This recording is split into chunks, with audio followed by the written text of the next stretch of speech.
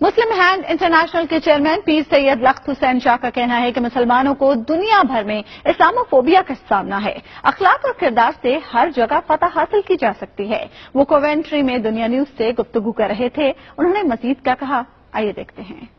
جو اسلامی فوبیا کی وجہ سے جو مسلمانوں کے خلاف ہیٹنگ بڑھ سکتی ہے، نفرت بڑھ سکتی ہے، وہ سب سے بڑا مسئلہ ہے۔ ایک ہے مسلمانوں کے ساتھ نفرت اور ایک ہے ان کے دین کے ساتھ نفرت، اسلام کے خلاف۔ اس لحاظ سے مسلمانوں کو اپنے اخلاق کے ذریعے، اپنے کردار کے ذریعے سے لوگوں کو مطمئن کرنا ہوگا۔ جہاں پر وہ جاب کرتے ہیں، ٹیکسی کرنے والے ٹیکسی کر رہے ہیں، ریسٹورنٹ کے لوگ ہیں، جاب کرنے والے لوگ ہیں، ان کو اپنے کولیگز کو اطمینان دینا ہوگا۔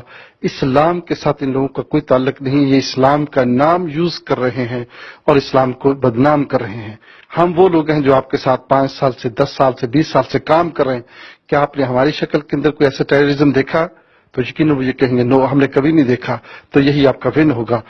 پھر بھی آپ کو اپنے اخلاق اور اپنے کردار کے ذریعے سے ون کرنا ہوگا اور اسلام کی عزت کو بڑھانا ہوگا۔